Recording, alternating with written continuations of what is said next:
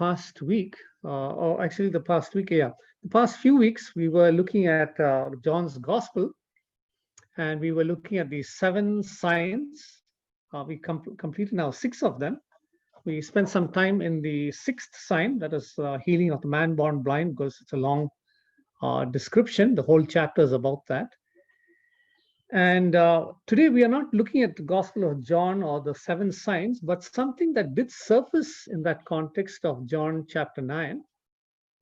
An issue that surfaced in that context of the man's healing. We're going to be looking at that today, because that also is an issue that came up a little earlier in the context of the John chapter 5 situation, where Jesus healed a man that was invalid. And so what we're going to do this morning, let me just get back my screen here. Yeah, we're going to be looking at the whole topic of the Sabbath, because that was an issue that came. So let me just quickly share my screen, and we'll get on from there. So this is the focus this morning. And so the focus is the question or issue of the Sabbath, because in John chapter 5, which we'll be looking at also in a passing, there was the miracle that happened on the Sabbath day, and there was an issue about that. John chapter 9, the man born blind was also healed on the Sabbath day, and there was issues about that. So unfortunately, in those days, the Jewish leadership, rather than rejoicing on the people on whom this miracle was done, they were bothered about the one who caused the miracle to take place. And the issue was more because he seemingly broke the Sabbath. So what is the Sabbath? So that's what we want to look at a little bit today. Today's is more like a brief overview. It's just a brief overview. It's not an extensive, detailed study, but this could stimulate you to look at this topic a little more. And if you do that, please do share some of your insights with me, because I would like to add to this in any way that I can. So feel free to connect with me and share some other biblical, especially biblical insights that you have of this. As I said, this morning's focus on meditation is going to be rather brief. We won't be getting into it in full detail. So as we look at this, the first reference about the Sabbath, in fact, the word Sabbath is not used in that passage. It's in Genesis chapter 2. So right in the beginning, when the Bible begins, after creation, is where this whole concept of the Sabbath comes in. And as I said, the word is not used, but in Genesis 2:2, it says this. Genesis 1, the last verse says, and God saw all that he had done, and it was very good. And that was the end of the 6th day. And then it says in Genesis 2:2 that on the 7th day he rested. Okay, and I'm just going to read it from the NIV for a change this morning. It just says here, I'm going to read that, Genesis 2:2. It says this, and by the 7th day, God had finished the work that he had been doing. So on the 7th day, he rested from all his work. Okay, that's the verse 2. Now, we know God is Almighty God, he's all powerful. And we understand from Psalm 121, it says, our God, the God of Israel, neither slumbers nor sleeps. It's not that he needs rest, but he was setting up a precedent for his creation to follow. And so all we see here is on the 7th, it uses the term the 7th day, God ended his work and he rested. Okay. So of course, the focus is his work is complete. That's what it speaks about. And resting in that sense, it also speaks of being just relaxed and enjoying what was completed. There's a sense of satisfaction. Now, the very next verse again continues to talk about this concept or the context of the Sabbath. And it says, and after God ended his work and he rested, it says in relation to the 7th day, he blessed the 7th day. Not only did he bless it, he pronounced his blessing on it. It says he also sanctified it, meaning he set it apart. There are 7 days. We know there are 7 days a week. And so the idea of the 7 days, why not 10 days a week, or why not 5 days a week? Well, this is how God had ordained it. And a lot of things of creation revolve around all of this. A 24-hour day, a 7-day week, typically a 30-day month.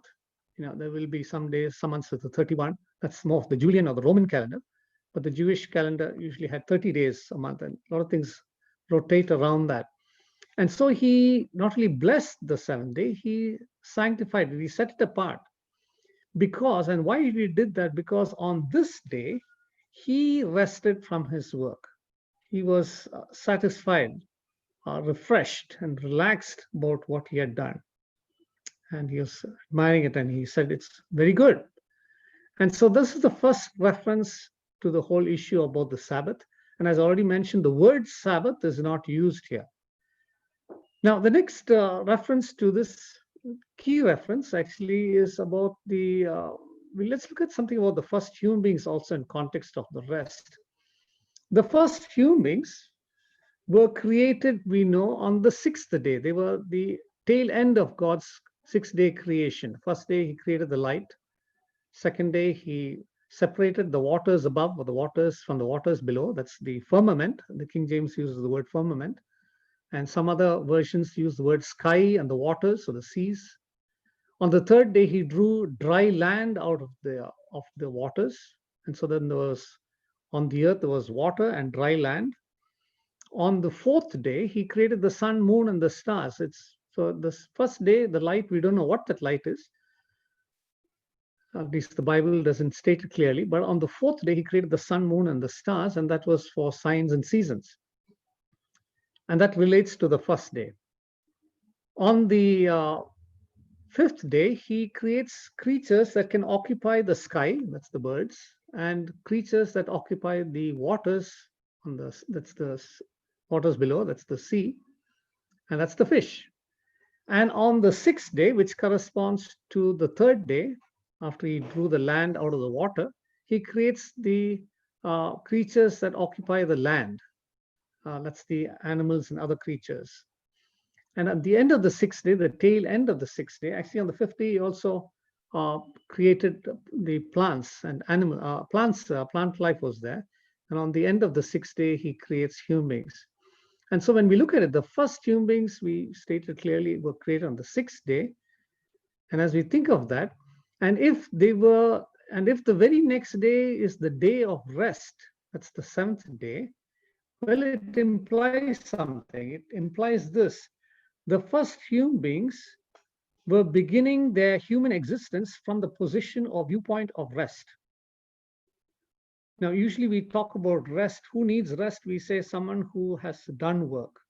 In fact, God, in his case, after he finished his work of 6 days, he rested on the 7th day.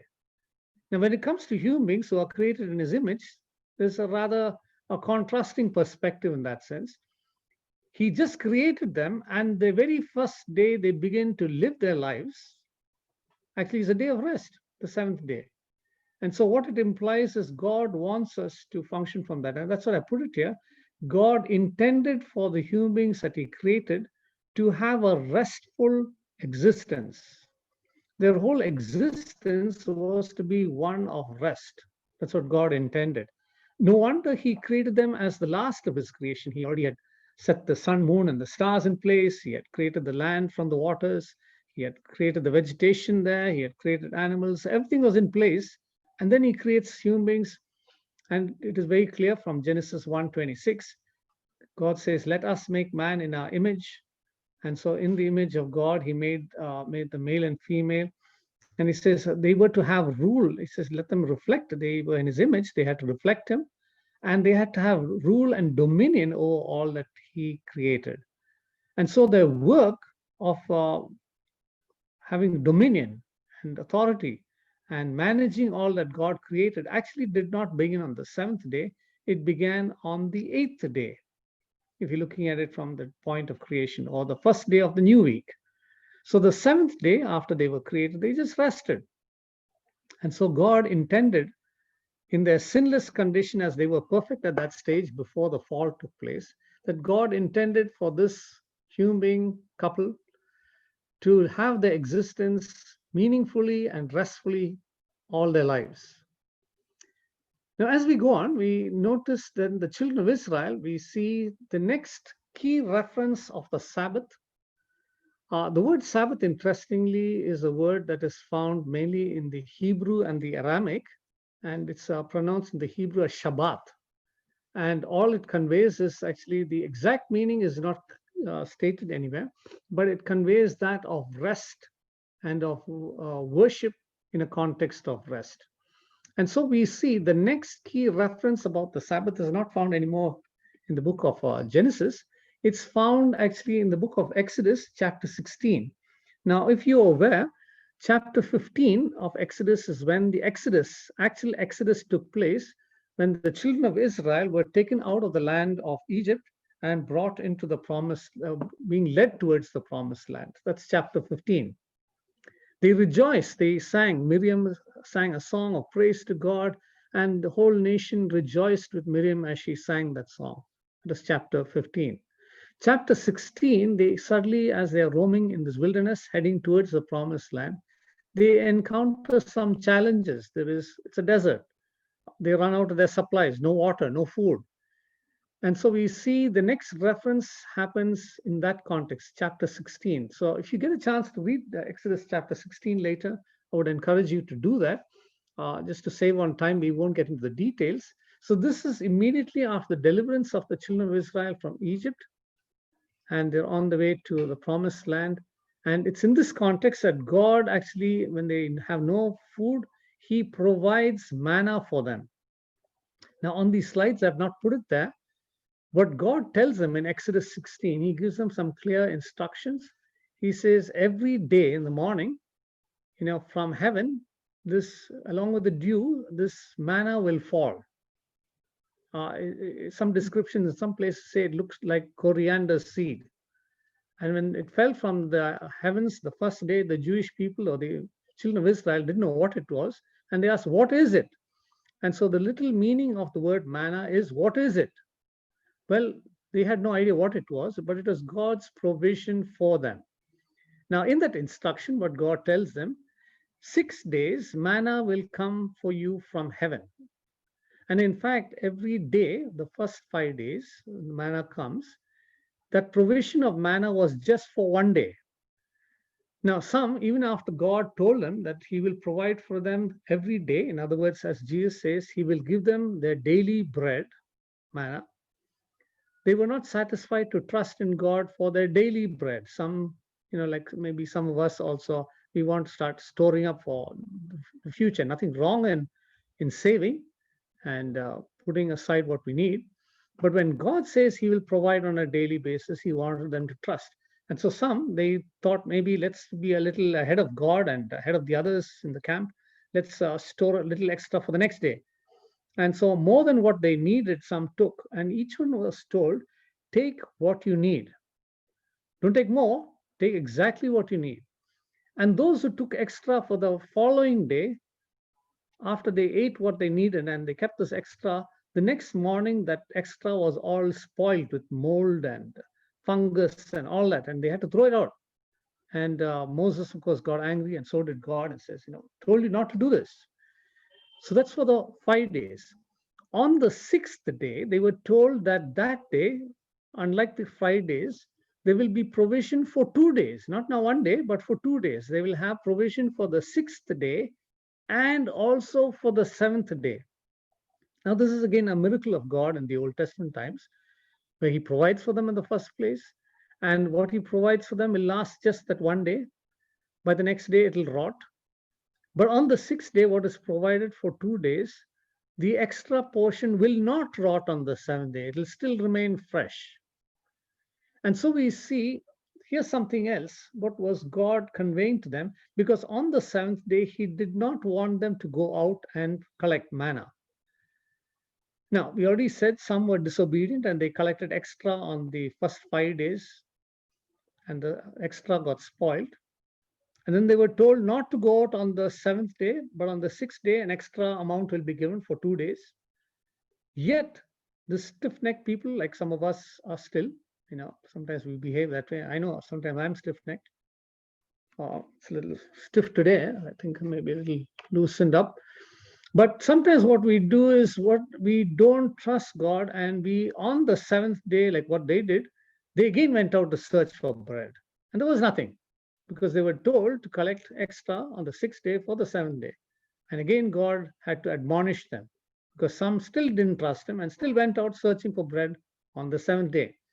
Now, in a sense, the significance of this, now the Ten Commandments was not given yet. This is Exodus 16. The significance of this is in Egypt, as they were slaves there, they worked without proper food or proper rest. What was God showing them? Even before the Ten Commandments was given to the nation, He wanted them to be reminded that they were called to a life of rest. No wonder in the book of Hebrews, again, another letter that if you get a chance to read, a New Testament letter, it says about the children of Israel, because of the hardness of their hearts, they did not enter the rest that God intended for them. And that rest is not just the promised land physically, but even spiritually, they did not enjoy what was being prepared for them. And so this is the context of the Sabbath in the Old Testament. They were slaves, now they were brought out of slavery into a land, going towards a land with freedom. As slaves, they worked continuously, they didn't have proper rest, they didn't have proper food, yet they tend to forget all this, and we do the same. Okay, so this is the next reference of it. Then we kind of come to the Ten Commandments, which is, we just looked at Exodus 16. We come to Exodus 20, when the Ten Commandments were given. The first four commandments are Godward, about not having any other object of worship. He is our God. We don't bow down to anything. All that is stated about God. And the latter part of the Ten Commandments are manward. We have to honor our father, mother. We shouldn't steal. We shouldn't commit murder. We shouldn't commit adultery. We shouldn't covet. All those things are mentioned. But right in the middle of that is this commandment. And I would have mentioned many times, the Ten Commandments was given the first time in Exodus 20, and this is to the first generation. And the Ten Commandments is reiterated or repeated again to the next generation, and that's found in Deuteronomy chapter 5, the reiteration of the Ten Commandments. And both chapters, Exodus 20 and Deuteronomy 5, the Ten Commandments is identical except for this part, the Sabbath part. And in the Exodus account, it says, remember the Sabbath. God is telling them to remember it and to keep or observe it or honor it. It's given as a part of the Ten Commandments. Exodus 20, it also explains why. It says, because in 6 days God created the earth, and on the seventh day He rested. Exodus 20, I think it's verse 9. In Deuteronomy chapter 5, He says, remember the Sabbath, keep it or honor it, observe it, because you were slaves in Egypt and brought out of Egypt into this land that God is leading them towards. And so what we see is the Sabbath is about two things. We are asked to remember the Sabbath because of God's creation. In other words, and the crown of His creation is ourselves as humans. We were created in His image. So we remember on the Sabbath day, we take time in that sense, take a day off to remember Him for His creation of us. And then the next part is to remember Him in His redemption of us as He redeemed the children of Israel. Anyway, let's move on. So the point of not working on the Sabbath, clearly what's to be seen as an issue is this. It's not about, we are not to be working for ourselves, because 6 days we had opportunity to work. And when people continue to work on the seventh day, they're still focusing on themselves. So the point of not working on the Sabbath can clearly be seen as an issue of not working for self or being self-centered in our purposes. Okay, that's something to be kept in mind. No wonder when we come to John's Gospel, in John chapter 5, at least Jesus made that statement. He says, my Father works, and so do I, because they got upset that He referred to God as His Father. What you are saying, His Father works always. So And who is the Father working for? Who was Jesus working for? Obviously, their work was not for themselves, it was for others. And so there's a distinction that we'll come back to this in a moment. Now, both in John chapter 5, as we're looking at Jesus now and the Sabbath, in John chapter 5 and in John chapter 9, the signs that Jesus did were both on the Sabbath day. Okay, both were on the Sabbath day. Now, there's also a distinction here between John chapter 5 and John chapter 9. Let's quickly look at the distinction. In John chapter 5, Jesus seemingly made a man to do some work, seemingly, according to the Jewish leaders. What did he do? When he asked the man to get up, he asked him to take up your bed and walk. So that seemed to be like work as far as the Jewish people were concerned, that Jesus made this man work on the Sabbath day, when a man should not be doing work in their mindset. So that's John chapter 5. In John chapter 9, he himself did some work. And what is the work he did? He healed a blind man, a man born blind. And what work did Jesus do? He made clay. He made it. After he made it, he applied it on the man's eyes. And then he told him to go and wash. So Jesus seemingly did work on the Sabbath day. And so the Jews are upset that he is not honoring the Sabbath. So they say he's a sinner because he breaks the Sabbath, doesn't keep the Sabbath. Now, this morning, as I said, we are not focusing too much on John's Gospel alone, but we're going to look at some other key things and thoughts about the Sabbath. So let's look at something else, good work that God intended for the Sabbath. In Mark chapter 2, now we also did a series of studies in Mark's Gospel over a couple of years. We almost came to the tail end of it, but then the pandemic came in and we shelved the last bit of Mark's Gospel. But in Mark chapter 2, Jesus makes the statement, he says, man was not made for the Sabbath, but Sabbath was made for the man, or for man. Now, what is that context there? If you were to look at it, in Mark chapter 2, Jesus was, of course, possibly they were coming from the synagogue and heading towards some place on the Sabbath day. And his disciples were with him, 12 of them.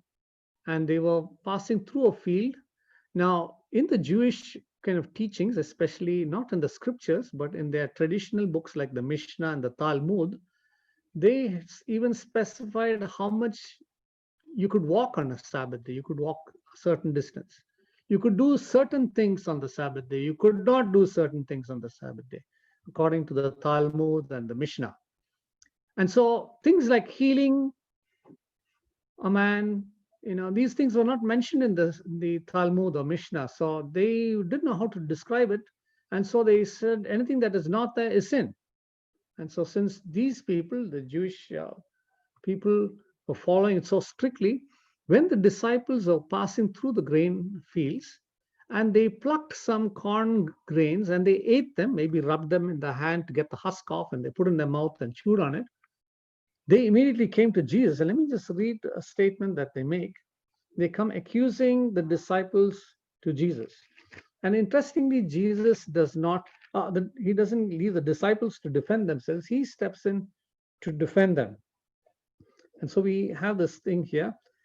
And as Jesus was going through the grain fields, as his disciples walked along, Mark chapter 2, verse 23, it says they picked some head grains of wheat and they crushed with their hands and they ate it. And the Pharisees who were also walking along said, look, why are they doing what is unlawful on the Sabbath? They were not doing any major thing. They just ate something.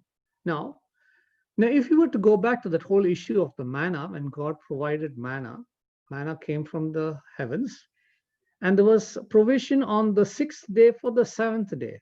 What did that mean? That meant on the 7th day they could eat some manna. They were not said they were not to be fasting on the Sabbath day. They could eat.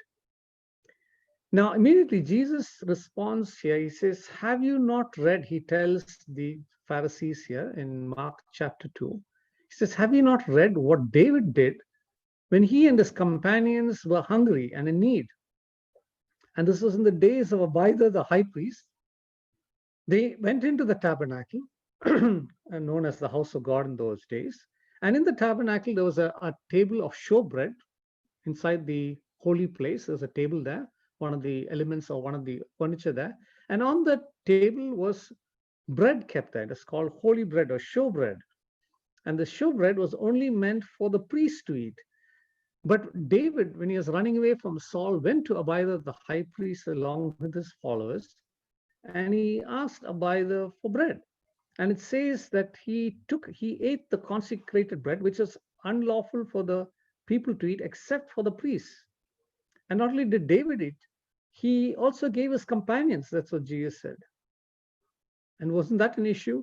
And in that context, Jesus makes the statement in here in Mark 2:27 and 28. He says, the Sabbath was not made for man, but man, the man was not made for the Sabbath was not made for man, but man for the Sabbath was made for man and not man for the Sabbath. The NIV has twisted it around here.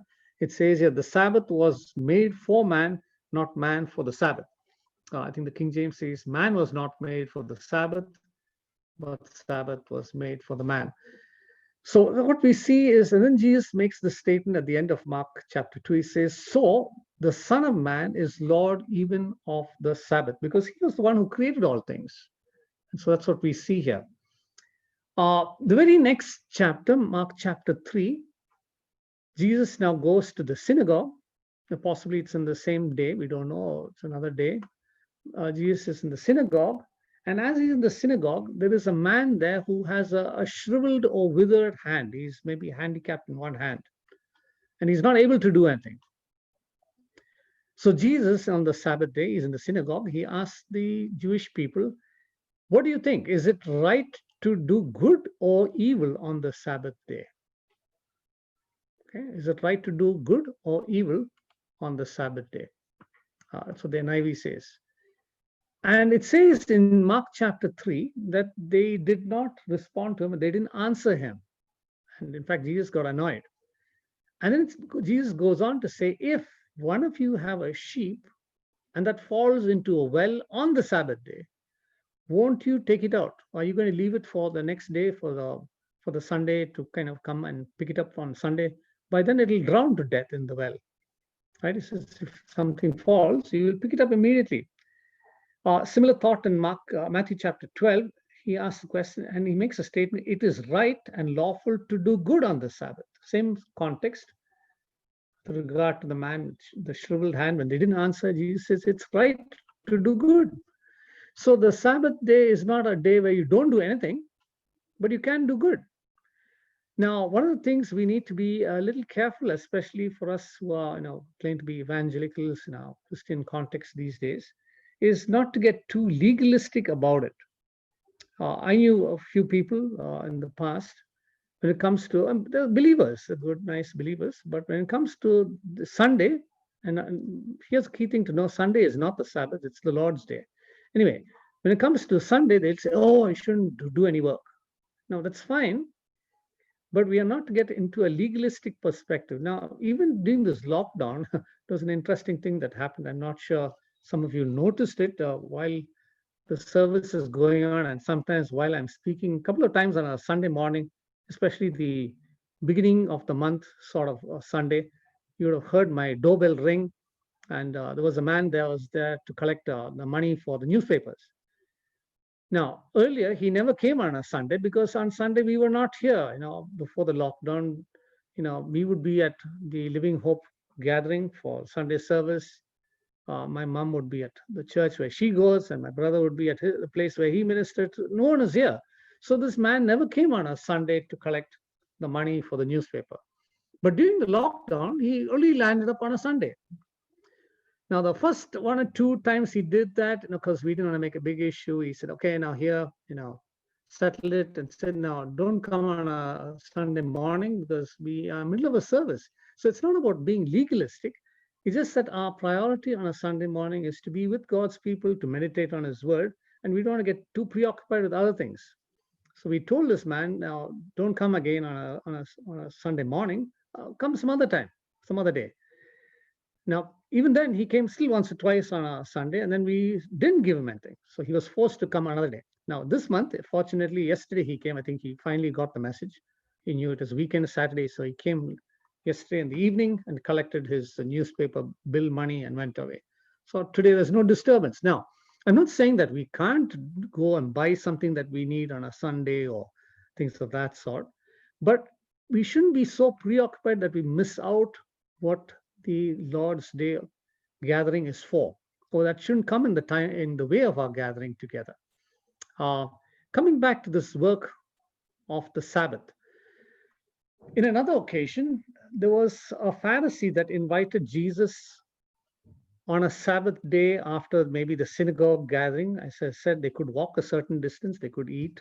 So maybe some Pharisees invited Jesus to their home on a Sabbath day after the synagogue gathering, and maybe wanted to have some spiritual discussion with Jesus. But as the Pharisee invited Jesus to his house, there was a man in that context that had, as it's described in the Old King James, dropsy, which is some sort of a fluid collection in the body, which may have caused severe pain and discomfort for the man. And so, because of that, he must have been stooping down and bending, and that's why it was known as dropsy. It would cause a person to bend over with that pain. And so, obviously, the Pharisees wouldn't have known what the cause was, and Jesus knew what it was.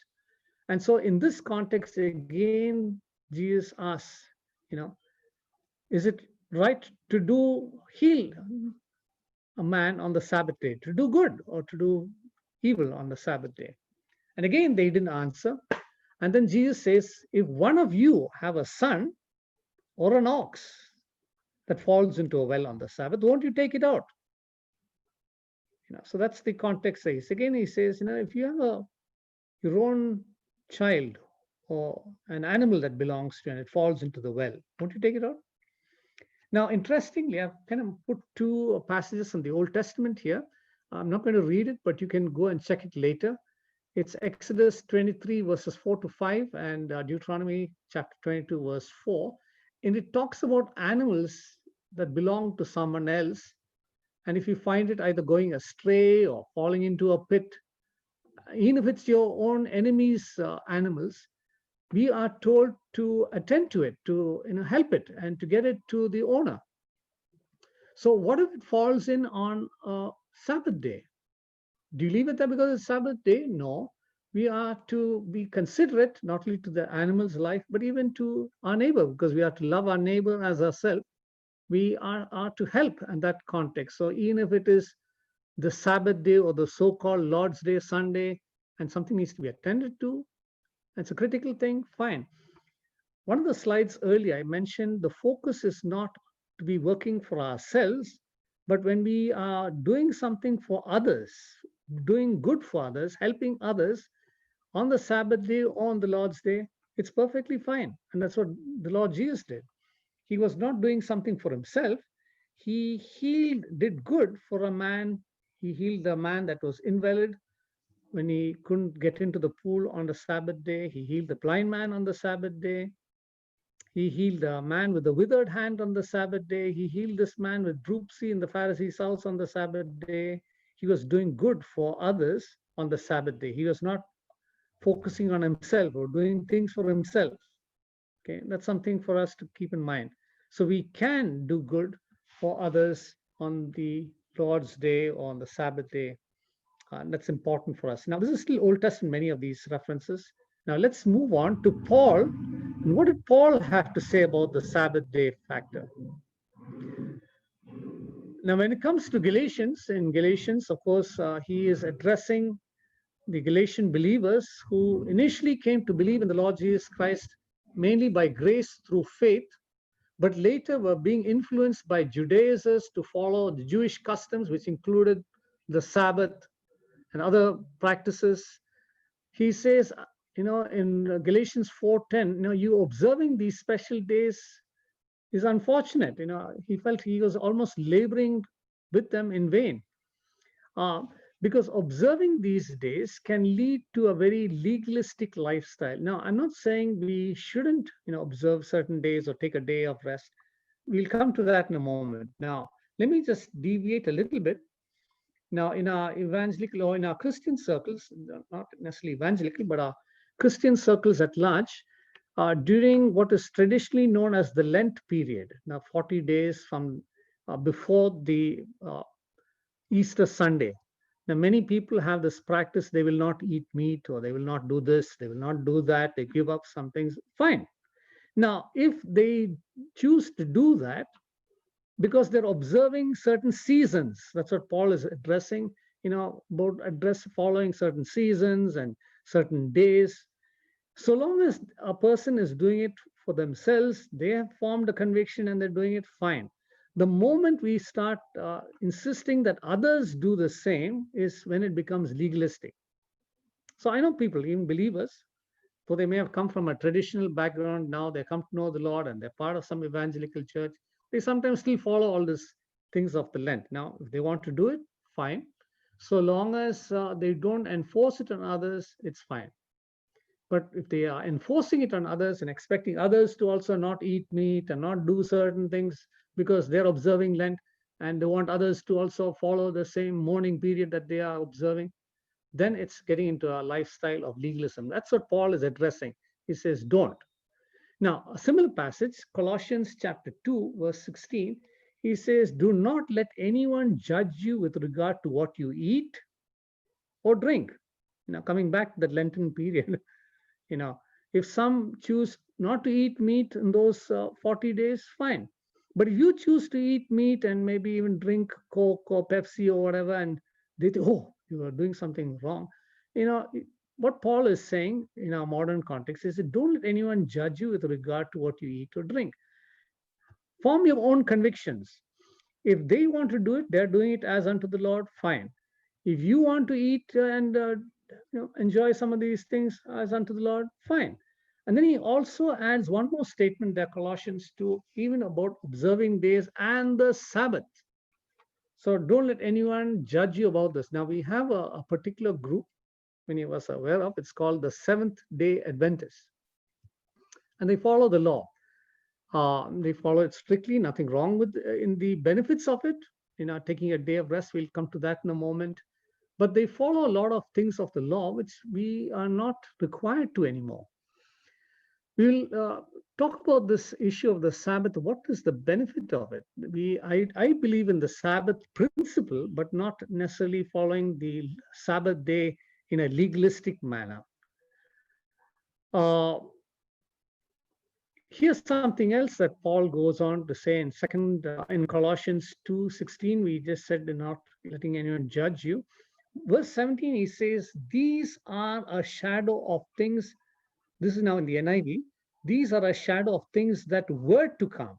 So when he made a comment referring to the Old Testament practices, in the Old Testament, they were looking forward to the reality, and the reality is found in Christ. So they were looking forward to that. And so these were a shadow of things to come. Interestingly, the New King James, or the King James, as I mentioned a few weeks ago, it's from a different text source.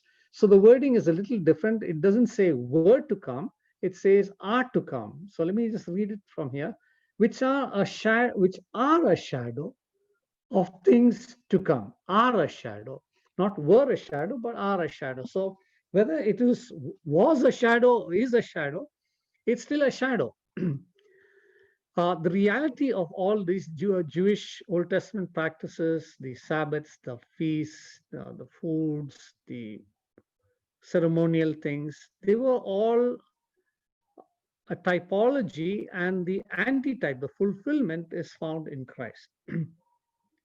So that's something that we need to keep in mind. Now, here's something I want us to just dwell on a little bit. When God institutes something, he always does it for our good, which included the Sabbath. Why, when God says he rested on the seventh day and he blessed it, he sanctified it, which means it's good. Nothing wrong with it. So, and he always institutes something. When God institutes something, it's always for good. In contrast, the evil one will always twist and turn it around to do what? To bring people into bondage. So even though Sabbath was intended to be a day of rest, especially when we think of it, when the Ten Commandments were given, we looked at Exodus 20, Exodus 16, when God got angry with people going out collecting bread on this manna on the Sabbath day, the seventh day. The issue was this: He wanted them to just enjoy rest and dwell on the things that God had done for them. He has provided for them. They didn't need to go out and strive one more day of the week. They can just rest one day and enjoy what God has given. The evil one, what he does is he'll twist and turn that thing into a legalistic law for people to be following and to bring them into bondage. And that's something we need to be careful of. And that's what happened in the days of Jesus in John's gospel as he was ministering to people. They were following the Sabbath so literally or rigidly that it put people into bondage. And that's something we need to be careful of. So Jesus, when he came, he said he came not to do away with the law, but to fulfill the law. In other words, to give it its rightful meaning and purpose. It was a day intended to rest and reflect on God, to worship God, and to enjoy the day and to understand the purpose of it. Now, as Paul said, as we already saw in Colossians 2, some observe some days, some don't. For some, every day is the same. For some days are particular. Fine, we can do that. But there's the principle of the Sabbath rest. In conclusion, as we close this morning, Jesus even told his disciples in Mark chapter 6, verse 31, after a lot of ministry, traveling around, serving people, moving about, and those days they didn't have four-wheelers conveyance. They walked everywhere.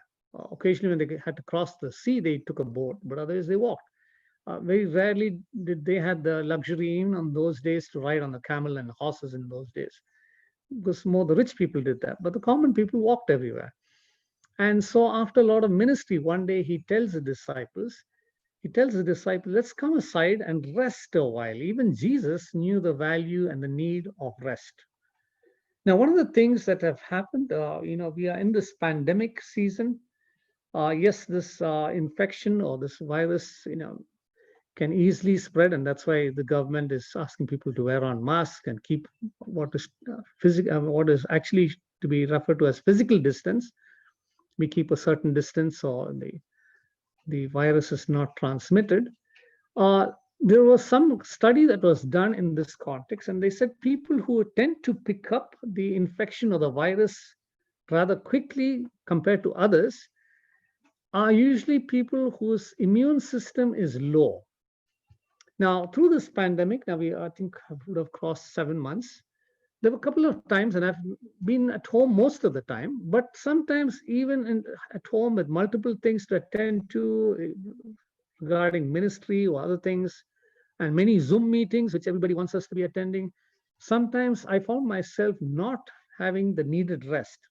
One of the initial things that I noticed when the rest was lacking, within a few days, I would have sneezing, running nose, then it'll lead to a bad throat and infection.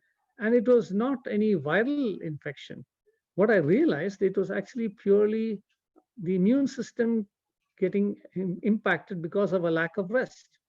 And so even Jesus, as much as he was Lord of the Sabbath and he did good on Sabbath, he even encouraged his disciples to come aside, rest a while. We're not looking at it now, but even Jesus, in his humanity, had physical limitations. He got tired when he was crossing the boat a couple of times on the lake. He went to sleep in a corner because he was tired. He was resting, right? So he values that, and we also need to know. That's why very often when we have our Zoom prayer times, online prayer times, especially towards the weekend, I would say either Friday or Saturday, I keep reminding as we close, have a restful weekend, because we need this. Especially for those that are working in the corporate context, you have a 5-day high intensity work. And I know even through this pandemic season, many that I've been interacting with have been saying some have lost their jobs, and that's a concern. But some who have jobs have been overloaded with work from their corporate context, and they're working many more hours. And I was interacting with one person, since I didn't take his permission to mention, I won't mention his name, But I gather he was even working 18 hours a day. And that's too much.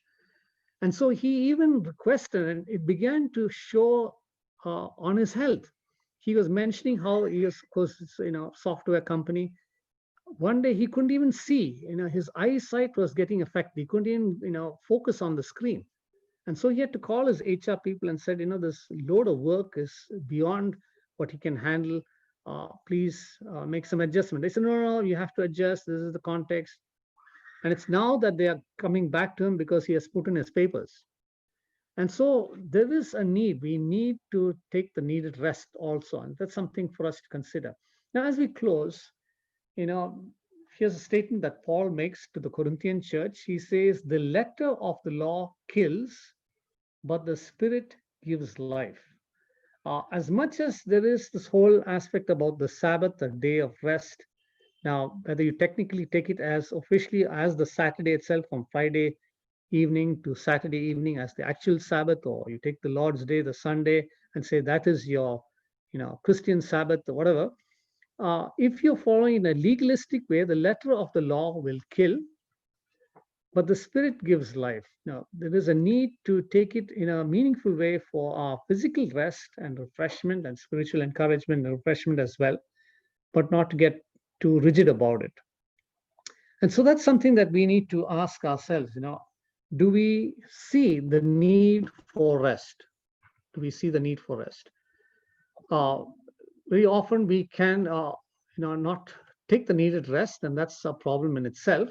So we need to recognize our bodies also give us indications when we are slowly kind of getting fatigued, or, as I said, in my case, I immediately knew what my condition was when I was getting this continuous sneezing, running nose. It was not some other, or sometimes, yes, it could be from some dust around, that's fine. But often it was due to a lack of rest. And so even when I'm rested and I'm still kind of dealing with dust, it's fine. It doesn't affect me. But if I'm not rested, immune system is low, and then these things come. So we need to know, the balance. And maybe at some other point again, we look at the Sabbath principle, the aspect of the principle to get the needed rest and be focused spiritually. So I just thought I'd look at this because this was something that came in these two contexts, John chapter 5, John chapter 9, and it's there in the other Gospels. And so the Lord wants us to know that we can do good, and especially when it's being done for others, go ahead. There are times for some of us who are involved in ministry, the weekends get to be the most taxing times. So we are busy meeting people, connecting with people, even during this pandemic, sometimes on the calls, and it could be tiring. But yet at the same time, we need to find some day where we can just come aside a while and be in his presence and rest. So over to Dr. Ebi as he closes this time of Sunday morning worship with a song of praise and thanksgiving.